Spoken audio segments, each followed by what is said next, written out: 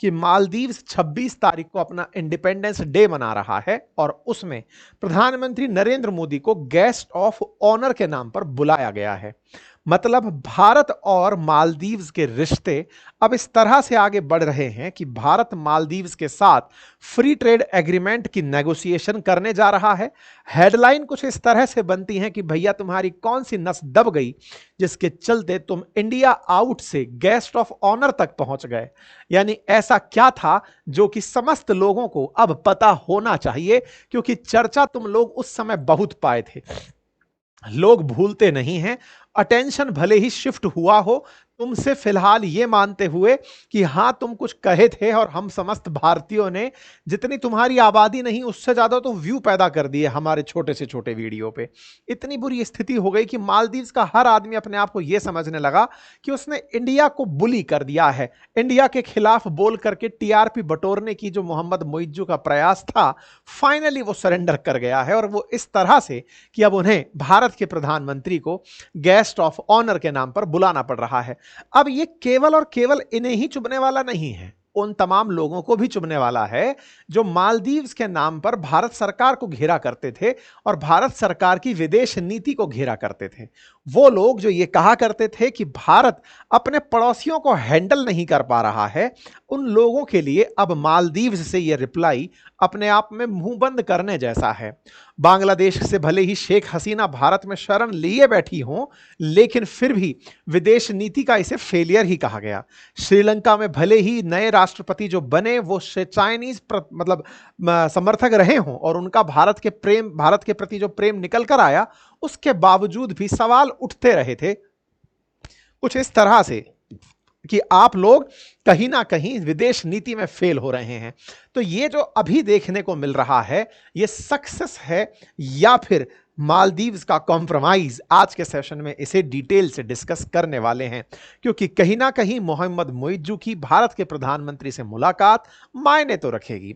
आज यानी कि 23 जुलाई के दिन भारत के प्रधानमंत्री यात्रा पर निकल रहे हैं ब्रिटेन की, और ब्रिटेन की यात्रा पर वो 2 दिन रहेंगे। उसके बाद में 25 और 26 को आप मालदीव्स की यात्रा पर होंगे और 60वें स्वतंत्रता दिवस पर मुख्य अतिथि के रूप में होंगे। ऐसे में फ्री ट्रेड एग्रीमेंट की चर्चा होना बताया जा रहा है। हेडलाइंस बनती हैं कि भारत के प्रधानमंत्री 23 से लेकर 26 के बीच में यात्राओं पर हैं। उनमें से यूके की यात्रा और मालदीव्स की यात्रा हेडलाइंस बनती हैं। यूनाइटेड किंगडम क्यों जा रहे हैं? असल मायने में भारत ने हाल ही में यूके के साथ फ्री ट्रेड एग्रीमेंट किया है, मुक्त व्यापार समझौता, जिसके चलते भारत के लगभग 99% 99% वस्तुएं अब ब्रिटेन में बिना किसी कर के बेची जा सकेंगी। ऐसे में यूके के साथ में जो बातचीत हम लोगों ने पहले की थी मौखिक रूप से, उसे भारत में कैबिनेट का अप्रूवल मिला और उस अप्रूवल के बाद भारत के प्रधानमंत्री यूके के साथ इसकी घोषणा आधिकारिक रूप से करने यूके जा रहे हैं। लौटते में आप मालदीव्स आएंगे और मालदीव्स में ये तीसरी बार जा रहे होंगे। भारत के प्रधानमंत्री इनके 60वें स्वतंत्रता दिवस के मुख्य अतिथि होंगे और यहां पर भी चर्चाओं में फ्री ट्रेड एग्रीमेंट होगा। यह जानकारी हमारे विदेश सचिव विक्रम मिस्त्री जी के द्वारा दी गई। हेडलाइंस बनी कि प्रधानमंत्री इस तरह से यात्रा पर हैं और आप यहां जाकर के ब्रिटेन में पहली यात्रा करेंगे। साथियों, ब्रिटेन के लिए यह यात्रा महत्वपूर्ण क्यों है, अब इसे थोड़ा सा समझ लीजिए। ब्रिटेन ने इस पूरे कालखंड में जब से वो बाहर निकला है यूरोपियन यूनियन से, जब से ब्रेग्जिट हुआ, तब से ब्रिटेन कुछ लगातार ऐसा करना चाह रहा था जिसके चलते ये माना जा सके कि ब्रिटेन ने ईयू से आगे कदम बढ़ा दिया है। ब्रेग्जिट के बाद लगभग हर प्रधानमंत्री और इवन भारतीय मूल के ऋषि सुनक तक इस प्रयास में लगे रह गए कि भारत के साथ फ्री ट्रेड एग्रीमेंट कैसे होगा। लेकिन वर्तमान प्रधानमंत्री ने जब यह कारनामा कर दिखाया तो ब्रिटेन के लिए यह एक बड़ी उपलब्धि के रूप में कंसीडर हुआ। ऐसे में भारत और ब्रिटेन के बीच में फ्री ट्रेड एग्रीमेंट हो चुका है और इसके चलते भारत और ब्रिटेन के बीच का जो द्विपक्षीय व्यापार पिछली बार $55 अरब था, उसके अब बढ़ जाने की उम्मीदें की जा रही हैं। भारत ब्रिटेन में और ब्रिटेन भारत में प्रत्यक्ष निवेश के बड़े साधन माने जाते हैं। कहा जाता है कि भारत का ब्रिटेन में 20 अरब डॉलर का निवेश है, तो ब्रिटेन का भारत में 36 अरब डॉलर का निवेश है। ऐसे में दोनों देश एक दूसरे के साथ प्रत्यक्ष निवेश भी करते हैं और दोनों के बीच में व्यापार भी बड़ा है। अगर एफटीए सही से लागू होता है तो ब्रिटिश विस्की और कारें भारत में थोड़ी सस्ती होती हुई आपको दिखाई देंगी। अब चर्चा करते हैं वहां से लौटते ही भारत में आते ही मालदीव्स की। तो भारत के प्रधानमंत्री मालदीव्स की जब यात्रा पर होंगे तो वहां पर 26 जुलाई को स्टेट गेस्ट होंगे, देश के यहां पर गेस्ट ऑफ ऑनर होंगे, ताकि प्रधानमंत्री इनके यहां के इंडिपेंडेंस डे के साक्षी हो सकें। प्रधानमंत्री मोदी जब मालदीव्स की यात्रा पर होंगे तो यह अपने आप में उन लोगों के लिए जिन्होंने कभी मुइज्जू के नेतृत्व में प्रधानमंत्री का मजाक बनाया था या फिर इंडिया आउट के नारे दिया था, वो सभी बैठे बैठे अंदर ही अंदर कुड़ भुन रहे होंगे। भारत की यहां पर जो यात्रा हो रही है वो फ्री ट्रेड एग्रीमेंट की तरफ है। यह भारत की तरफ से यह बात जानकारी के रूप में दी गई। भारत और मालदीव्स $500 मिलियन का व्यापार करते हैं, जिसमें भारत मैक्सिमम एक्सपोर्ट करता है। मालदीव्स को लगभग हर सामान जो उपयोगी है, वो चाहे सीमेंट ही हो चाहे लोहा हो, ये सब भारत से मंगाना पड़ता है या चाइना से मंगाना पड़ता है। इसलिए भारत इन्हें ज्यादा एक्सपोर्ट करता है, इंपोर्ट बहुत चिन्नू सा करता है। उसमें से भी जहाजों का स्क्रैप इनके यहां से आता है, बाकी कुछ भी इनके यहां से आता नहीं है। ऐसे में भारत इनसे एफटीए और कर लेगा ताकि भारतीय माल इनके देश में बखूबी बिक सके। खैर, ये तो सब थी ऑफिशियल बातें, लेकिन असली बात जो है वो इनके साथ झुकने की है। थोड़ा सा इतिहास जानते हुए इस बात का भरपूर आनंद लिया जाए। भारत के दक्षिण में बसा हुआ देश है मालदीव्स। दिशाओं को अगर पढ़ा जाए तो दक्षिण पश्चिम की तरफ ये जो छींटे छींटे भर के आइलैंड हैं, वैसा दिखता हुआ देश है मालदीव्स।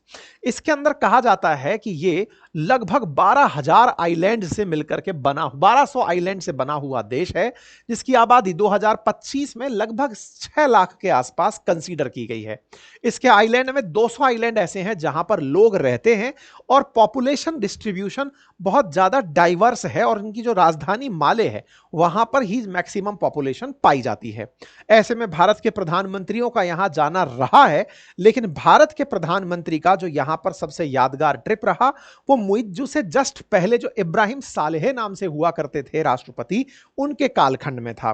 सालेह के टाइम पर भारत के प्रधानमंत्री की यात्रा यादगार भी थी, क्योंकि उस समय पर इब्राहिम सालेह द्वारा भारत के प्रधानमंत्री को मालदीव्स का सर्वोच्च नागरिक पुरस्कार दिया गया था।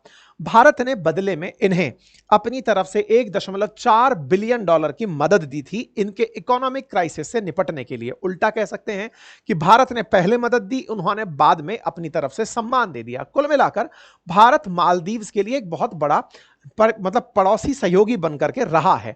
मालदीव्स में जितने भी प्रकार के संकट आए हों, भारत वो पहला देश है जो इन तक तेजी से पहुंचता है। लगभग 750 किलोमीटर की दूरी पर स्थित है। लेकिन यहां की राजनीति में किसी और का रंग घुला, और कोई और नहीं अपितु चाइना था। उसे मालदीव की लोकेशन पसंद आई। उसे समझ में आया कि अगर मालदीव्स में जलकर रहा जाए तो भारत के जो इंडियन ओशियन वाला जो वाटर है, इस पर पकड़ बनाई जा सकती है और भारत पर सीधी नजर रखी जा सकती है। यही सोचते हुए पहले उसने श्रीलंका में और बाद में उसने मालदीव्स में अपना हाथ फैलाना शुरू किया था। ऐसे में भारत के खिलाफ यहां पर लोगों को भड़काया जाता है और भड़काकर इंडिया आउट कैंपेन चलाया जाता है। भारत के प्रधानमंत्री की मौकरी बनाई जाती है, उन्हें यहां से निकालने के लिए कि उनका प्रभाव खत्म हो, यह प्रयास किया जाता है। और ऐसे में मोहम्मद मुइज्जू भारत को मालदीव से कोई कैसे बाहर निकालेगा का मतलब क्या है? यह कहा गया कि मालदीव्स में भारत ने अपनी सैनिक तैनात किए हुए हैं और जिनकी संख्या बहुत छोटी सी थी, लगभग 88 सैनिक थे, जो भारत ने यहां पर सहयोग करने के लिए हेलीकॉप्टर और हवाई जहाज दिए हुए थे, क्योंकि पूरा देश आइलैंड्स पर बसा हुआ है। ऐसे में यहां के लोगों की मदद करने के लिए भारत ने अपने हेलीकॉप्टर्स को तैनात किया हुआ था कि अगर आपको जरूरत पड़े तो एज एन एयर एम्बुलेंस ही सही, भारत आपका सहयोगी रहेगा। लेकिन इन्होंने ऐसे दिखाया कि भारत ने अपने सैनिकों को यहां भेजकर पूरी तरह से मालदीव्स में अपनी नजरें गड़ाई हुई हैं कि कहीं कोई दूसरा यहां एंट्री ना कर जाए। और ऐसा कहते हुए इन्होंने भारतीय सैनिकों को यहां से निकालने के लिए कैंपेन चलाया, जिनकी संख्या मात्र 88 थी। कैंपेन बना इंडिया आउट। आप इंडिया आउट में 88 सैनिक निकाल पाए और बदले में खुद राष्ट्रपति बन गए। तो भाई साहब, इन्होंने अपनी टॉप प्रायोरिटी में बताया कि इंडियन ट्रुप्स को मैं यहां से वापस भेज दूंगा। एक तरह से इन्होंने इसे आजादी के रूप में सेलिब्रेट किया। 2023 का समय था, अक्टूबर का महीना था। इन्होंने अपनी तरफ से इस तरह से प्रमोशन किया कि मैं इंडियन ट्रुप्स को निकालकर आजाद हो रहा हूं। अब इसी तरह आप अपने आजादी दिवस पर भारत को इनवाइट करके क्या वापस गुलाम होने की तैयारी कर रहे हैं? ये हो सकता है इनके वोटर इनसे पूछें। खैर, फिलहाल के लिए इंडिया आउट कैंपेन चला। मोहम्मद मोइज्जू ने इसको लीड किया। 17 नवंबर 2023 को ये जीतकर राष्ट्रपति बन गए। अब चूंकि भारत के खिलाफ लड़े थे, ऐसे में इनके पास में एक विकल्प उपलब्ध था, और जो अक्सर उन लोगों के बीच में होता है जो बीच के होते हैं, जिनके पास दो विकल्प होते हैं कि वो दो के बीच में, मतलब बीच का बंदर टाइप से खेल रहे होते हैं। भारत से इनको थोड़ी सी लगी कि तलखी से हम चुनाव जीत सकते हैं, तो चाइना हमें रोटी डालने के लिए तैयार बैठा है, तो ये तुरंत उठते हैं, चाइना के तरफ निकल लेते हैं, चाइना की तरफ पहुंचते हैं, चाइना से बातचीत करते हैं, इवन फ्री ट्रेड एग्रीमेंट तक कर लेते हैं। अब ये बात बड़ी क्यों है? क्योंकि इससे पहले जो इब्राहिम सालेह थे, उन्होंने भी जब चाइना से इनका पहले हो रखा फ्री ट्रेड एग्रीमेंट था, वो सस्पेंड कर दिया था, ये कहते हुए कि भारत विरोधी एक्टिविटी हम नहीं करेंगे। लेकिन ये आगे निकलते हैं, ये कहते हैं चाइना हमें ज्यादा पैसा देगा, और ये निकल लेते हैं। ऐसे में इनके द्वारा जो किए गए कृत्य थे वो भारत को रास नहीं आए। इन्होंने भारत के सैनिकों को वहां से बाहर निकाला, भारत का जो हाइग्रोग्राफिक सर्वे हो रहा था इंडियन ओशियन में उसे रुकवा दिया, और अपने कैंपेन में इंडिया आउट को बड़ा मुद्दा बना दिया। भारत इस बात से बहुत खफा हुआ। चूंकि मालदीव्स एक आइलैंड कंट्री है, और आइलैंड कंट्री इक्वेटर के नजदीक है, तो यहां पर बारिश और ग्रीनरी काफी अच्छी है, नीट एंड क्लीन जो यहाँ के आइलैंड्स हैं, टूरिस्ट बहुत जाता है, और भारत से बहुत बड़ी संख्या में टूरिस्ट जाया करता था। भारत ने इनके आर्थिक हितों पर वार करने का निर्णय लिया। भारत के प्रधानमंत्री भारत के ही मालदीव से जस्ट उत्तर में स्थित जो आइलैंड है लक्षद्वीप में, वहां की यात्रा पर पहुंच जाते हैं। और इस पर हमने पिछले साल सेशन किया था और बताया था कि भारत ने एक तरह से लक्षद्वीप में ही मालदीव को डुबो दिया है। मतलब हमने लक्षद्वीप को विकल्प प्रस्तुत कर दिया है मालदीव का, और वहां पहुंचकर भारत के प्रधानमंत्री ने लोगों को ऑप्शन दे दिया है कि आइलैंड ही जाना है तो अपने में ही चले जाओ, जाने की वहां जरूरत क्या है। और ऐसा कहते हुए भारत ने अपने सैनिकों को तो वहां से बुला लिया, और साथ में जो एग्रीमेंट इनके साथ कैंसिल हुआ, उन सबको देखते हुए भारत के प्रधानमंत्री ने मालदीव्स को फाइनेंशियल स्ट्रेस में डाल दिया। भारत में बढ़ चढ़ करके लोगों ने मालदीव्स का विरोध किया। परिणाम यह निकल करके आया कि मालदीव के बढ़ते विरोध के चलते, जहां पर भारत के कई सारे लोग, जो भारत के कलाकार, भारत के लोग, सेलिब्रिटी, सभी लोग उतर करके मालदीव्स के खिलाफ हो गए, अपनी तरफ से छुट्टियां और टिकट्स कैंसिल कर दी, फाइनेंशियली इनको बड़ा लॉस पहुंचा दिया गया। परिणाम यह निकल के आया कि मालदीव उस समय अपनी तरफ से सफाई प्रस्तुत करने बाहर आया। ऐसे में मालदीव्स ने अपने उन मिनिस्टर्स को सस्पेंड किया जो भारत के खिलाफ बयान दे रहे थे। मालदीव्स ने भारत के साथ मिलजुल करके कुछ ऐसे प्रयास करने पर विचार किया कि कहीं ऐसा ना हो कि भारत के बायकॉट से इकोनॉमी बर्बाद हो जाए। क्यों? क्योंकि जहां 2023 में 2 लाख भारत से टूरिस्ट मालदीव्स गए थे, 2024 में भारत से 37,000 ही टूरिस्ट पहुंचे। भारत के पर्यटकों की इस घटी हुई संख्या ने मालदीव्स की चिंता बढ़ा दी। मालदीव से बड़ी संख्या में लोगों ने भारत से आह्वान किया कि कृपया करके आप लोग यहां आइए, हमारी इकोनॉमी बर्बाद हो जाएगी। भारत यही नहीं रुका। भारत ने साल 2024 में इनका जो बजट था, जो हम सहायता भेजा करते थे, वो 22% रोक दिया। भारत ने अपनी तरफ से मालदीव्स को पूरी तरह से उसके फाइनेंसेस कट से और टूरिज्म कट से एक तरह से आइसोलेट करना शुरू कर दिया। अब जब ये सारी बातें चल रही होती हैं, परिणाम ये निकलता है कि मालदीव को समझ में आ जाता है कि उन्होंने गलत कर दिया है, तो इनके राष्ट्रपति भारत की यात्रा पर आते हैं, और भारत की यात्रा पर अक्टूबर 2024 में पहुंचते हैं। भारत कहता है जब आ ही गए हो तो लो, तो 2 पैसे ले जाओ, क्योंकि तुम ऑलरेडी खराब हो चुके हो, बर्बाद हो चुके हो। ऐसे में भारत इनको $400 मिलियन का सपोर्ट देता है, और 3,000 करोड़ का करेंसी स्वैप देता है कि लीजिए, आप अपनी करेंसी में इसे एक्सचेंज कर लीजिएगा और यूज करिएगा। भारत ने इनको मदद दी। भारत ने इनको लगभग 6,500 करोड़ रुपए की एड पैकेज भी दी कि जाओ इसका उपयोग करो। ये सब चीजें जब भारत कर रहा था तो दिमाग में चल क्या रहा था? चल ये रहा था कि मालदीव्स असल मायने में चीन के डेट में फंस चुका था। क्यों मालदीव्स आने के लिए मजबूर हुआ, उसकी कहानी इस कटिंग से निकलकर आई जो मार्च 2025 में आई। मार्च 2025 में बिजनेस स्टैंडर्ड में खबर छपती है और कहा जाता है कि मालदीव को ऐड इसलिए चाहिए क्योंकि इन्हें 2026 में $1 बिलियन का पेमेंट करना है। किसे करना है? भारत को करना है और चाइना को करना है। चाइना इनको खूब सारा माल भेजता है, अब इनके यहां टूरिज्म से पैसा आ नहीं रहा है। ऐसे में ये यहां से पैसे का पेमेंट, मतलब अपना जो सामान मंगा लिया उसका पेमेंट करेंगे कैसे? क्राइसिस है 2026 में $1 बिलियन का पेमेंट करने का, इनके पास पैसे नहीं है। चाहे भारत खड़ा हो चाहे चाइना, जिन्होंने इन्वेस्ट किया है वो पैसे मांगेंगे।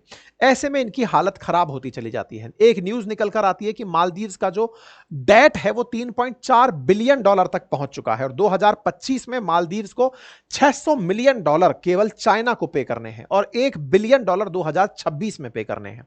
इन्होंने इस बीच में तमाम प्रयास किए। इन्होंने अपनी तरफ से गल्फ नेशंस से संपर्क किया, तुर्की से संपर्क किया कि कोई तो हमें बचा लो। इस्लामिक शरिया जो बॉन्ड, शारजहां इस्लामिक बैंक है, उससे सुकूक बॉन्ड तक इन्होंने लिया कि हां भाई सब जमीन के बदले हमें कर्जा दे दो, लेकिन कुछ भी काम नहीं आया।